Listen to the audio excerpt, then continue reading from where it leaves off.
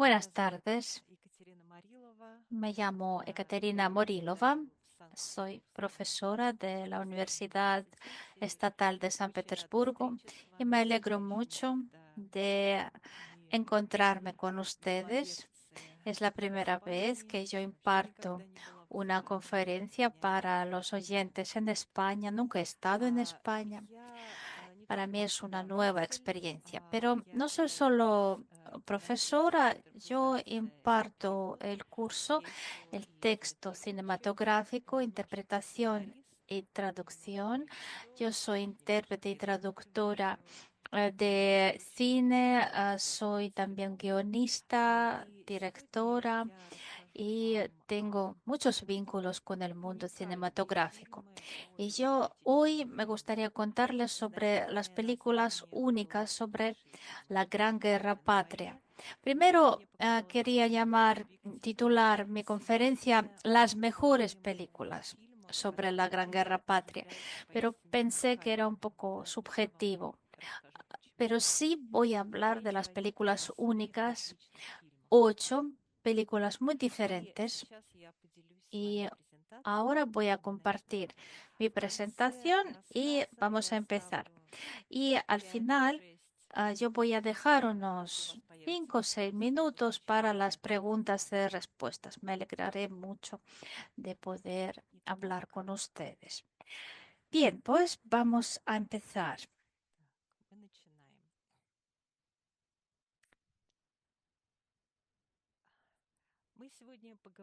Hoy hablaremos sobre las películas únicas sobre la Gran Guerra Patria, y la primera película es un documental.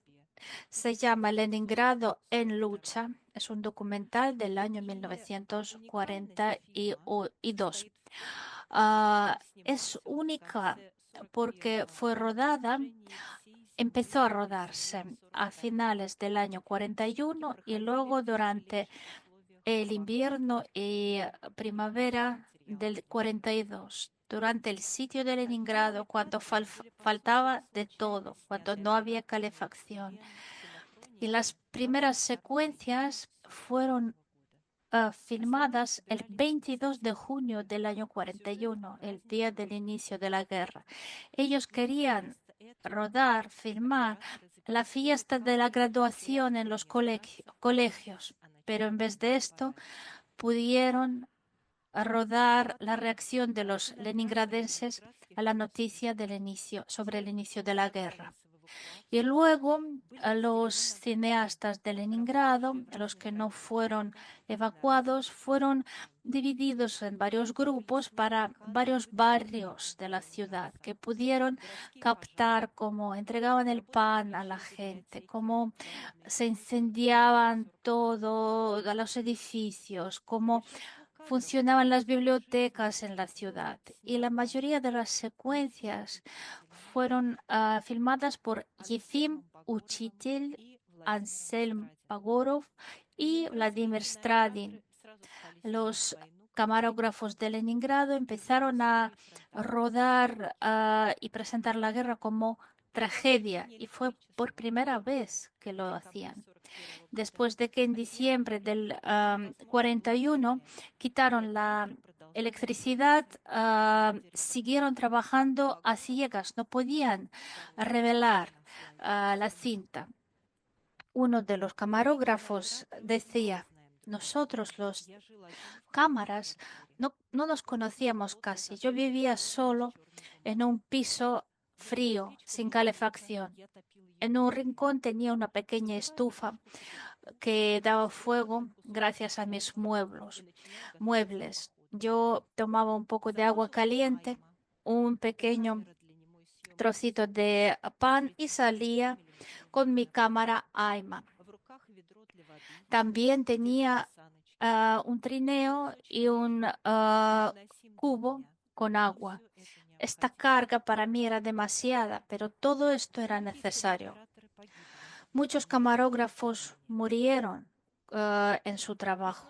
durante su trabajo. En primavera del año 42, a Moscú llegó un grupo cinematográfico por la vía de la vida a través del lago Ládoga, ah, dirigido por Román Carmen. Ellos trajeron productos que salvaron a muchos cineastas porque los cineastas no tenían derecho a una entrega de pan.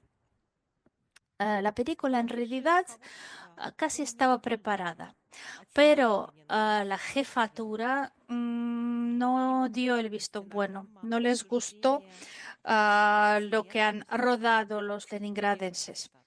Voy a citar su opinión.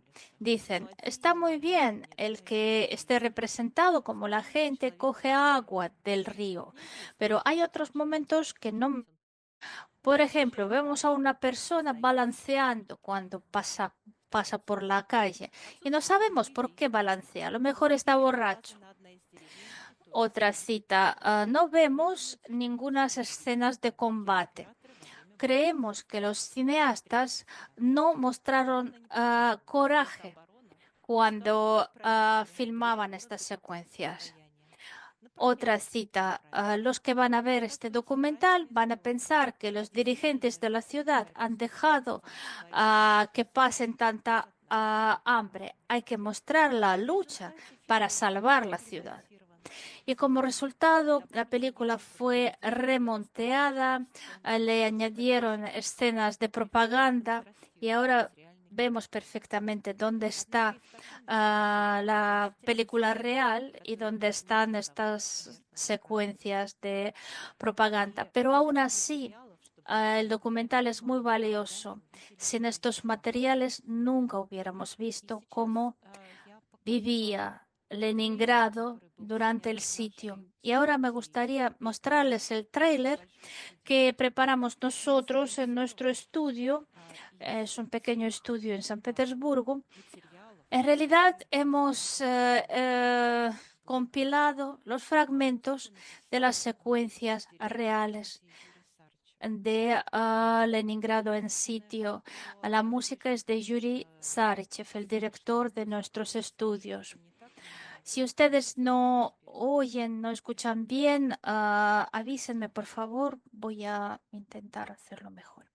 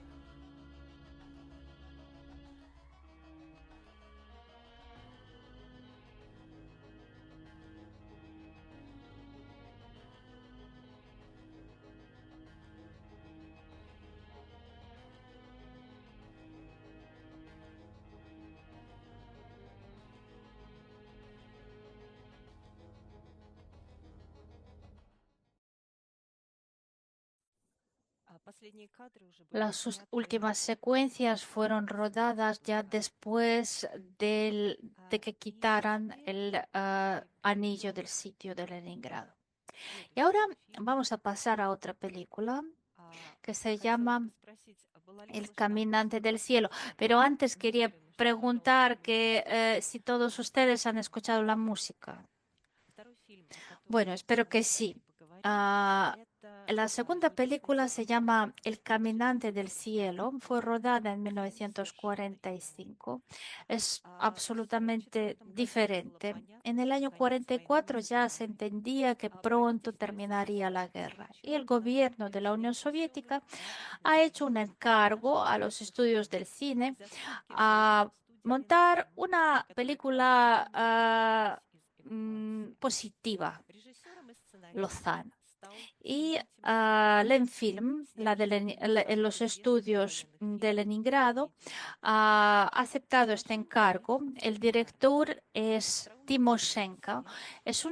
Era una persona muy interesante. Era un presentador, actor, autor de obras teatrales y una persona con gran sentido de humor. Esta película cuenta sobre tres amigos, Vasily Puluchkin, Simeon Tucha y Kaysarov. Eran pilotos de aviones cazas que han jurado no enamorarse durante la guerra. Pero uno, el Puluchkin, no puede volar porque fue herido y necesita seguir su servicio en aviones ligeros de paso lento. Y todo el personal son chicas, son muchachas. Entonces, todos los amigos, primero uno, luego otro, infringen su juramento y se enamoran. La verdad es que realmente existía un regimiento ah, de mujeres de edad de 18 a 21 años que piloteaban a los aviones U-2 y los alemanes las llamaban brujas de la noche. Esta película salió en el año 46 y hubo críticas sobre demasiada jovialidad y el operador, el camarógrafo era Alexander Sigayev. ah, y hubo bastantes críticas para todo, pero los espectadores lo aceptaron muy bien. Ahora vemos que es una película casi documental. En esta imagen ven el Palacio Yelagin en San Petersburgo bombardeado. Y primero el guión era más trágico y mostraban la muerte, los bombardeos, pero en film los estudios no quisieron hacerlo tan trágico. El rodaje fue cerca de Leningrado y usaban los reales aviones militares, aviones cazas, y los consultaban los pilotos reales. Y uno de los vuelos casi terminó trágicamente. Alla Parfaliak, una de las actrices, pidió a uno de los pilotos que lo llevara a bordo de su avión y no tenía cinturón. Y cuando el piloto hizo un lazo, casi cayó de la cabina. Ah, Ella se enamoró de Nikolai Kryuchkov, un actor. Este actor se divorció luego de su mujer y ellos se casaron. Para esta película fueron escritas dos canciones muy conocidas. Una de ellas se llama Pilotos. Y Faina Ranievska, una actriz muy famosa, interpretó a la médico militar. A ella no le gustaba el guión ni el tema, pero los dirigentes de la ciudad la obligaron. Pero cuando empezaron las críticas de la película y la actriz la defendió. En el año 70 restauraron la cinta y cambiaron la voz de Faina Раневская por la voz de otra actriz y acortaron en 10 minutos la película. Y solo en el año 2012 volvieron al original, restauraron de nuevo la película y la han colorado. Y salió ya la versión en color y con voces originales sin ningún acortamiento. Ahora les voy a poner una canción muy conocida.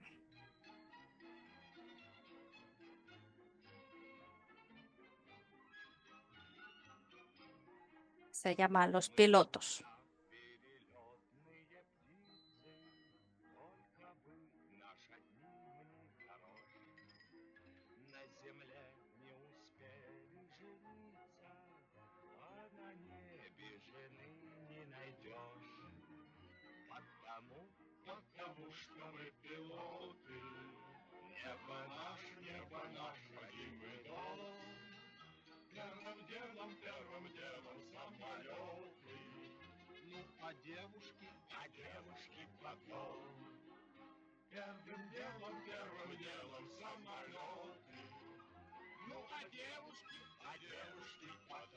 El refrán dice, lo primero son los aviones y las chicas, y las chicas, y las chicas, después.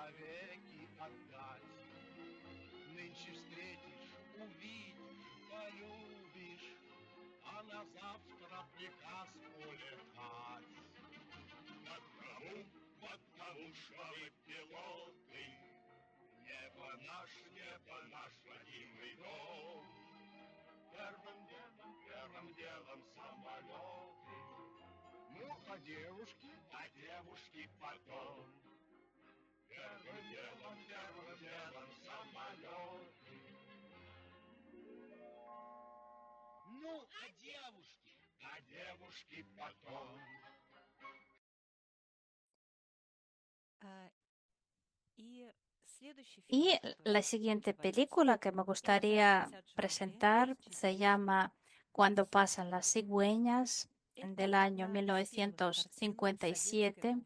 Es una de las primeras películas de la nueva onda rusa. El director es Mikhail Kolotozov, camarógrafo Mikhail Lusievsky.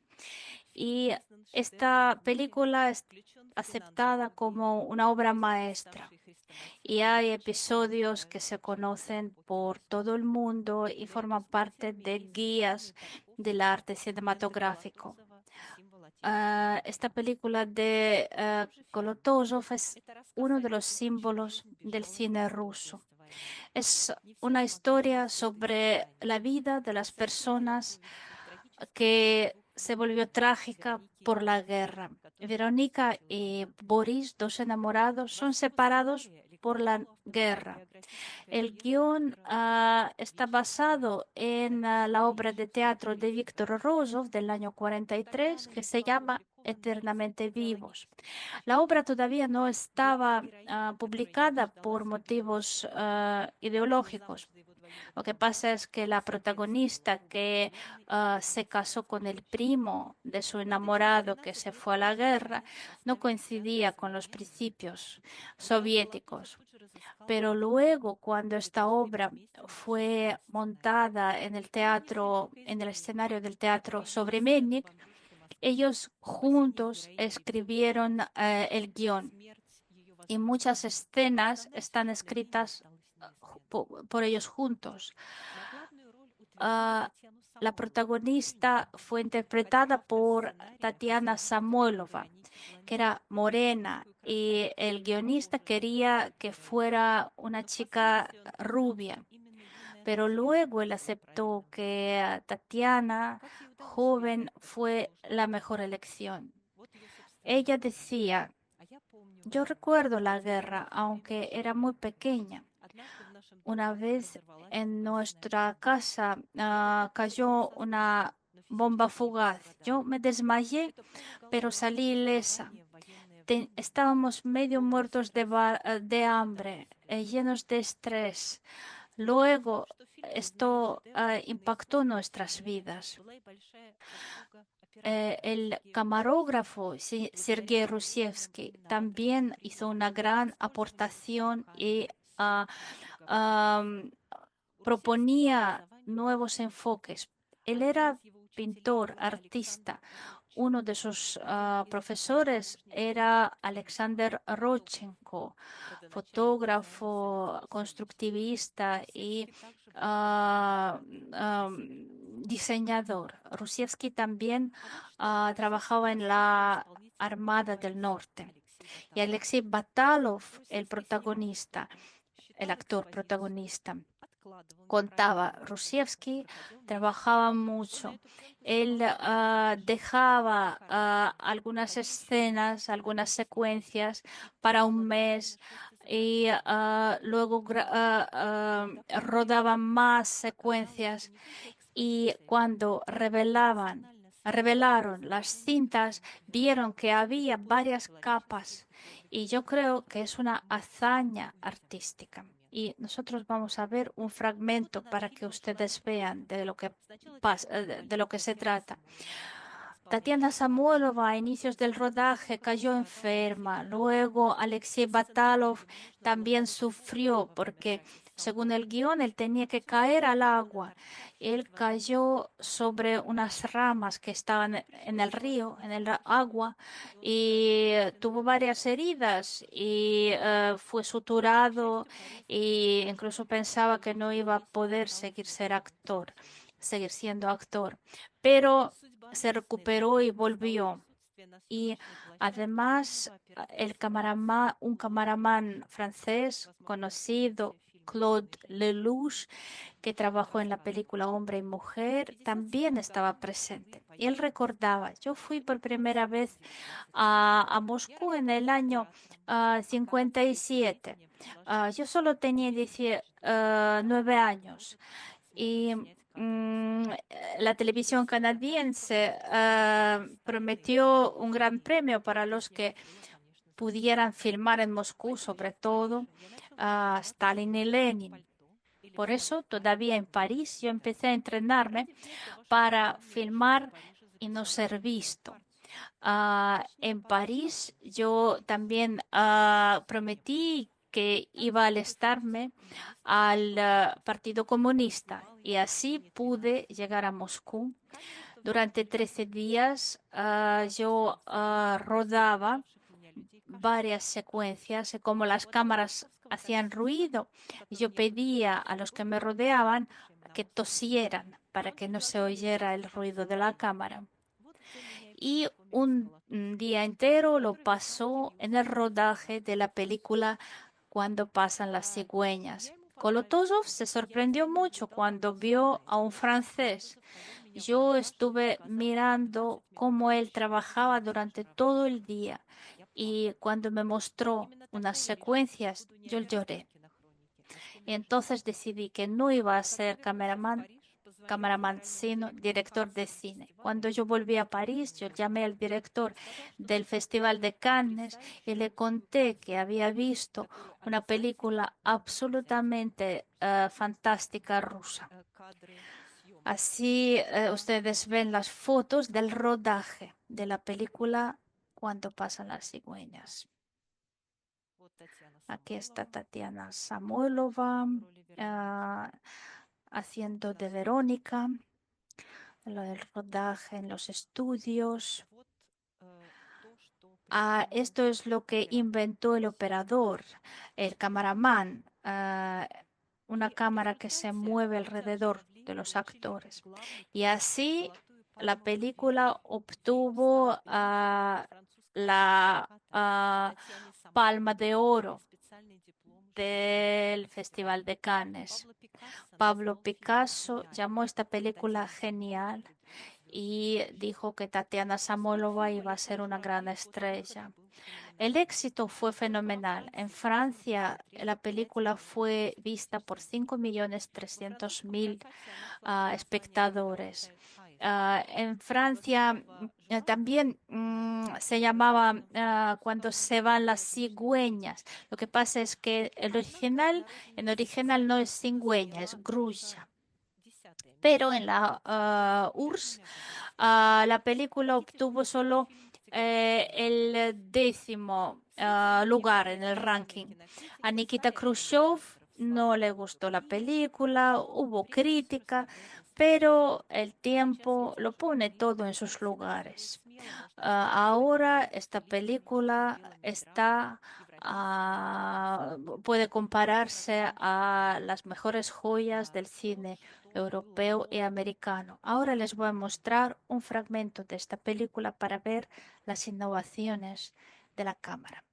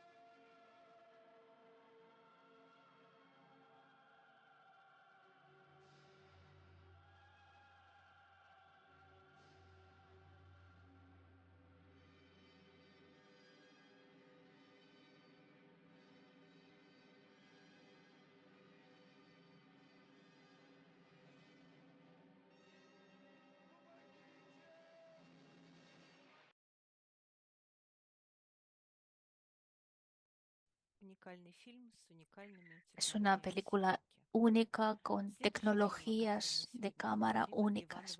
La siguiente película se llama La infancia de Iván, es del año 62. Es única no solo porque el director es el gran Andrei Tarkovsky cuando tenía solo 29 años y el coautor, co-guionista fue Andrei Konchalovsky, que es otro gran director y no figura en los subtítulos, en los títulos. Recibió el León de Oro del Festival del Cine de Venecia e hizo a Tarkovsky un director famoso. Lo que pasa es que Tarkovsky no fue el primer director ni el segundo. Está basado una novela sobre un chico llamado Iván, que habiendo perdido a su familia, se hizo un espía en la retaguardia del del enemigo. Lo que pasa es que el primer guión no recibió el visto bueno y el director, el escritor no estaba contento. El segundo guión fue aceptado primeramente, empezó el rodaje, pero las primeras secuencias no le gustaron al Consejo Artístico de los estudios y lo rechazaron. Fueron gastados unos 82.000 rublos, un dinero muy grande, pero no lo aceptaron, lo rechazaron. Pero una película que fue rodada en Mosfilm con un tanto dineral gastado no podía terminar con nada. Entonces ah, invitaron a un joven talentoso, Andrei Tarkovsky, que fue recomendado por Mikhail Rom y camarógrafo Vadim Yusov, que lo conocían porque hicieron el trabajo de fin de curso, un cortometraje de Tarkovsky. Lo primero que hizo Tarkovsky es rehacer el guión junto con Andrón Konchalovsky. Tarkovsky recordaba lo que otros autores proponían, un seguimiento consolador. Aquí tenía que haber un fin. No había seguimiento. Ah, Había que mostrar la tragedia y la no naturalidad de la guerra. También Tarkovsky quería hacer una película sobre la guerra sin escenas de combate. Hay episodios sobre la infancia de Iván antes de la guerra, y esto mostró la transformación del chico. Tarkovsky tuvo que filmar muy rápido y casi sin dinero. Y así empezó el trabajo sobre esta película. El director propuso el título, La infancia de Iván.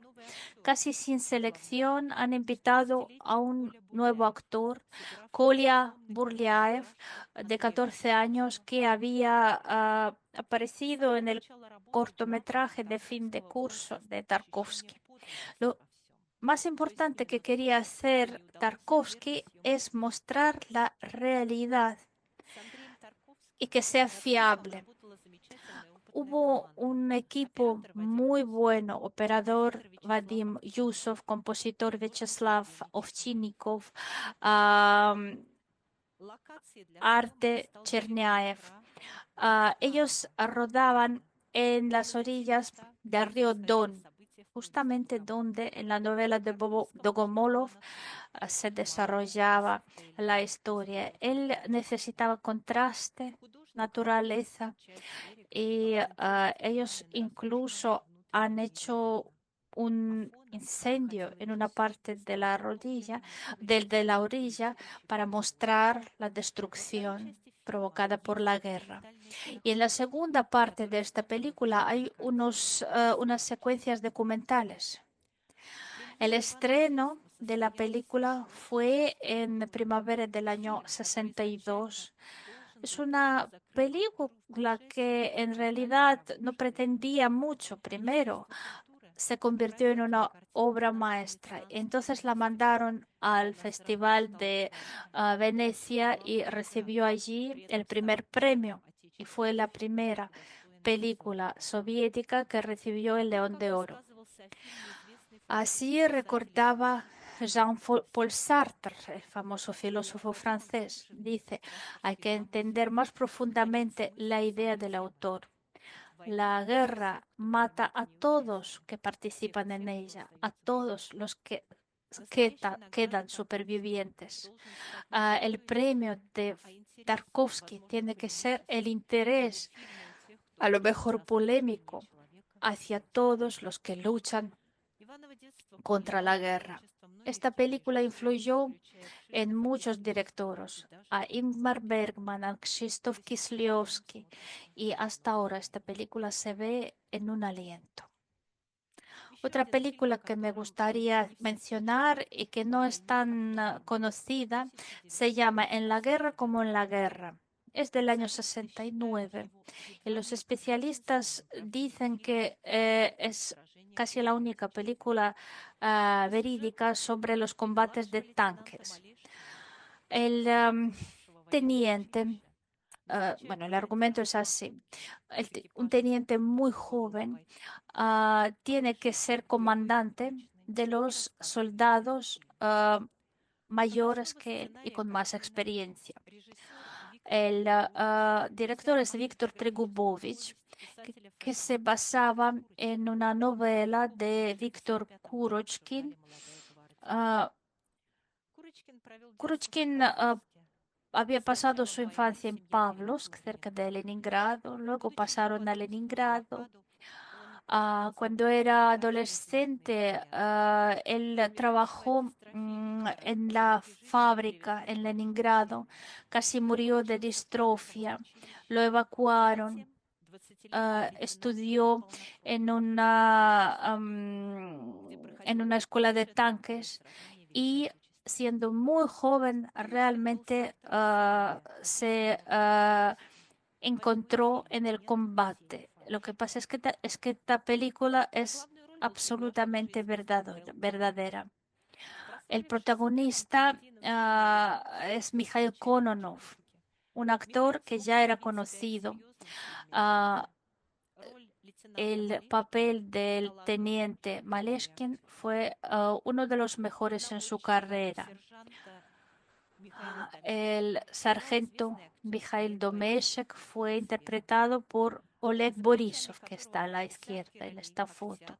También un actor muy conocido. Y en cuanto a los combates de tanques, es que en esta película están mostrados de una manera más realista que en varios documentales. Seguramente ustedes han visto estas imágenes cuando los tanques ah, van muy lentamente disparando contra el enemigo. Pero en la guerra no era así. Hay una guía para los tanquistas que dice que a los tanques tienen que pasar a gran velocidad, tienen que dar unos giros muy rápidos, disparar rápidamente para aniquilar al enemigo. Los tanques de la segunda fila van a distancia de 150, 200 metros y van disparando continuamente. Y si un operador estuviera en el combate, él quizás podría ver solo uno o dos tanques delante y muy en el fondo al enemigo y todo rodeado de polvo, porque los tanques levantan mucho polvo. Y justamente así fueron rodadas las escenas de combate de tanque. A propósito, esta película fue rodada cerca de la frontera con Checoslovaquia y allí participaron la parte del ejército de los Cárpatos y uno de los camarógrafos recordaba que ah, ah, durante el rodaje ah, hubo mucho ruido y luego salió la noticia de que el ejército soviético entró en Checoslovaquia. Esta película no es tan conocida como otras, pero ahora se percibe muy bien. Les voy a mostrar solo un minuto de esta película.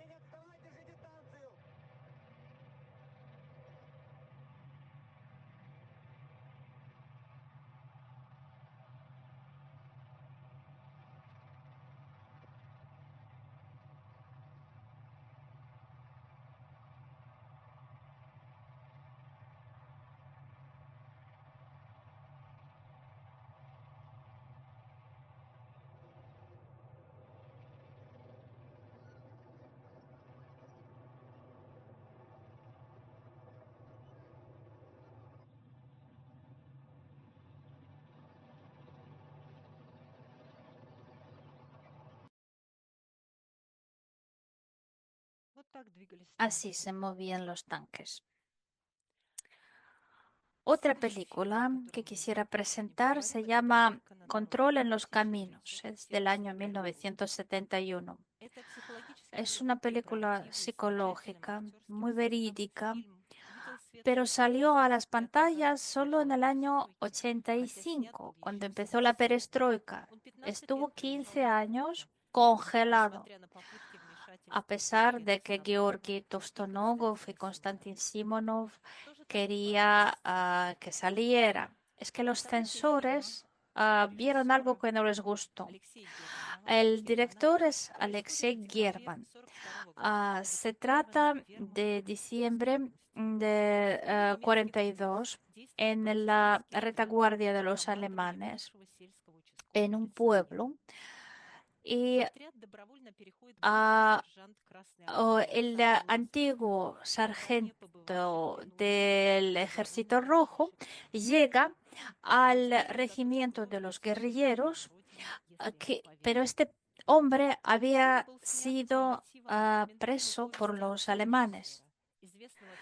Y la novela para el guión la escribió Yuri German, el padre del director.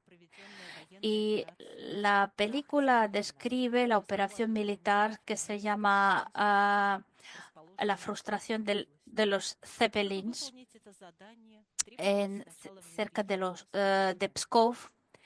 Y para esta operación ellos tenían que introducir a su agente, a su espía, en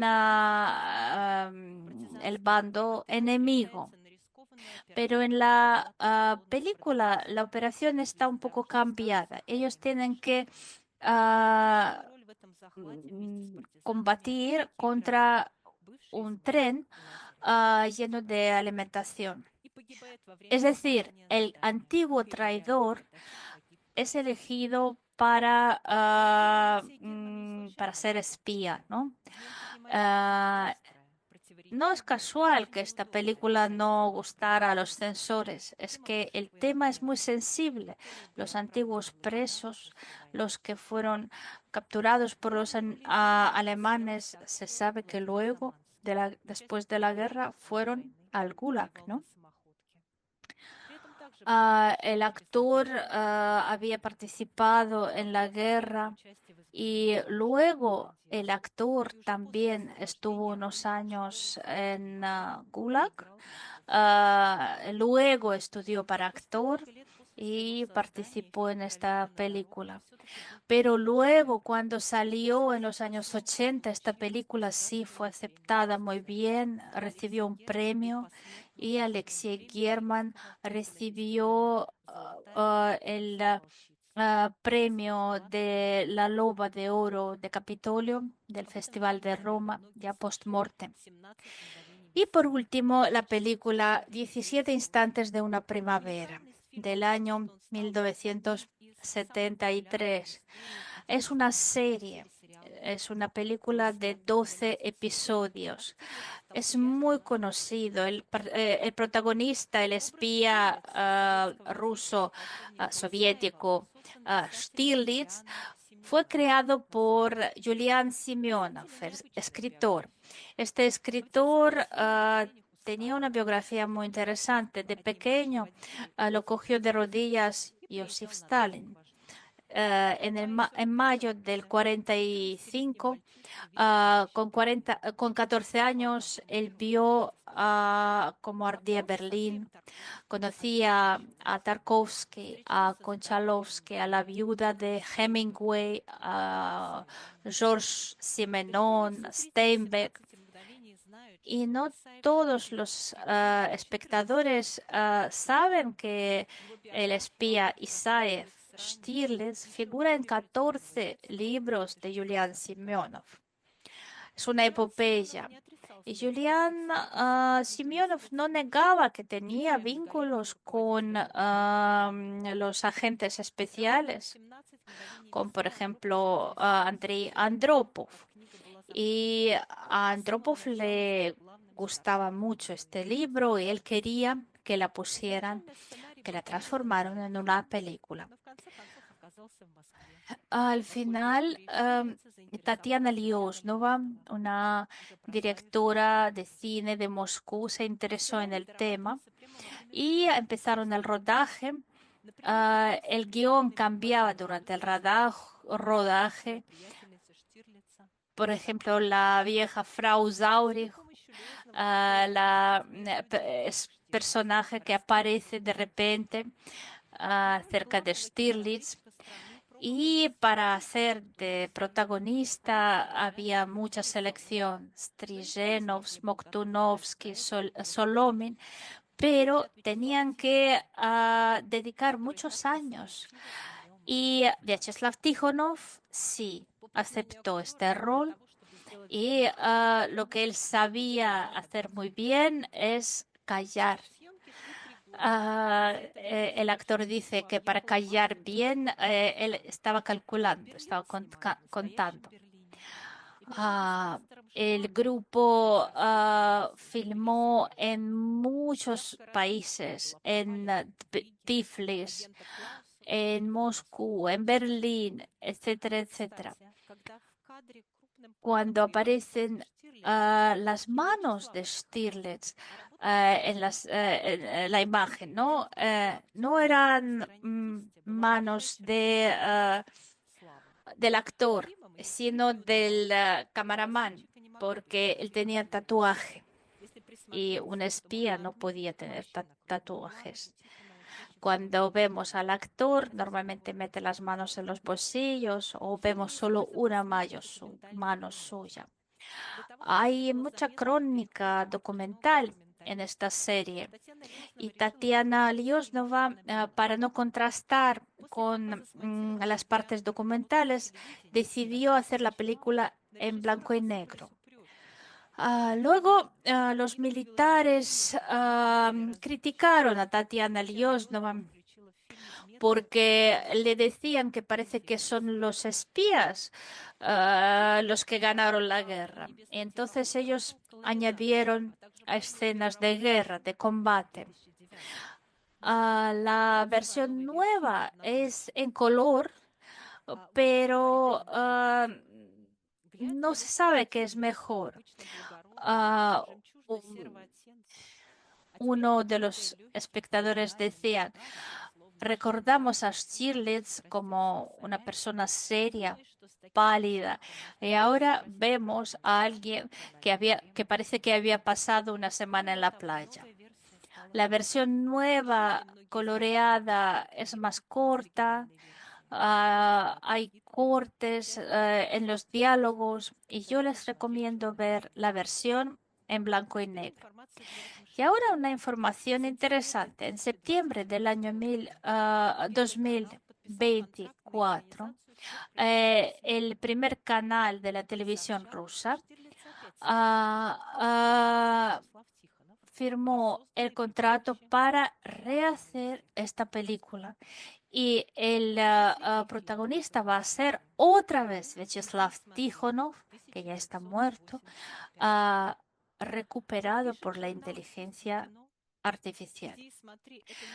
Y la última película que voy a mencionar se llama Ben y Mira, del año 85. Es una película muy dura.